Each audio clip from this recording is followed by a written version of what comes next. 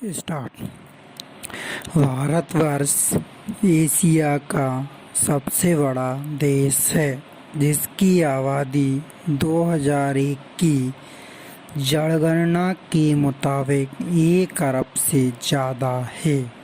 इस विशाल देश के लोग भी विशाल हैं। इतने बड़े देश में भाषा, रीति रिवाज, जाति, धर्म, संप्रदाय के आधार पर समाज के विभिन्न वर्गों में थोड़ा बहुत मन मुटाव, भेदभाव होना स्वाभाविक ही है।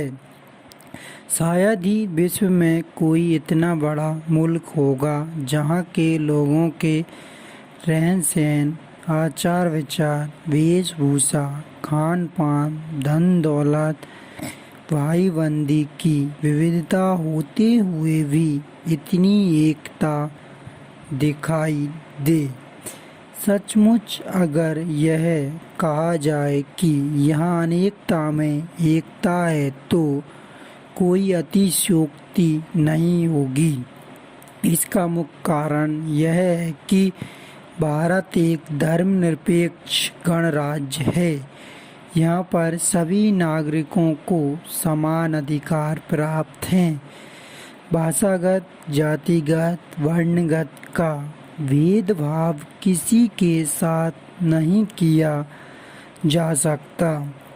इसके अतिरिक्त नागरिकों के मौलिक अधिकार हैं, जिनका हनन किए जाने पर नागरिक न्यायालय में अपील कर सकते हैं।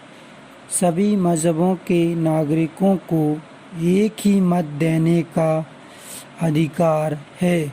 सबको यह अधिकार है कि वह उच्च से उच्च पद के लिए किसी भी स्थान से चुनाव लड़ सकता है। यहाँ के समस्त नागरिकों को सामाजिक, आर्थिक और राजनीतिक न्याय प्राप्त है तथा अपने विचारों की अभिव्यक्ति, विश्वास, धर्म और उपासना की स्वतंत्रता है।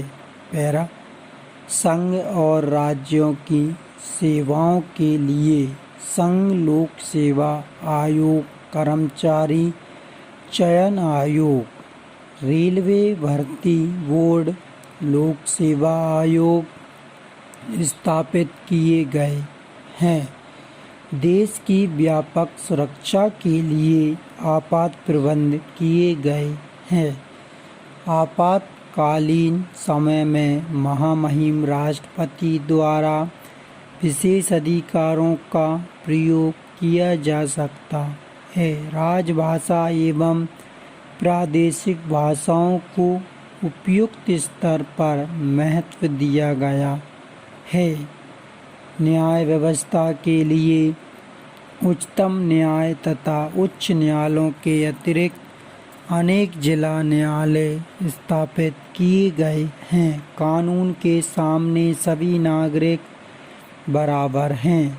हमारे संविधान में रंग भेद, वर्ण भेद के लिए कोई स्थान नहीं रखा गया है। सरकारी, गैर सरकारी, अमीर गरीब सब कानून के सामने बराबर हैं। फिर भी समाज में विषमताएं तेज गति से बढ़ती जा रही हैं, जिनको दूर करने के लिए भारत सरकार कृत संकल्प है और अनेक सुधार कर रही है। किंतु इन सभी सामाजिक सुधारों और कानूनी अधिकारों के बाद भी समाज में दिनों दिन बढ़ते पिछड़ेपन का मुख्य कारण हमारी बढ़ती हुई जनसंख्या है, जिस पर नियंत्रण करना आवश्यक है।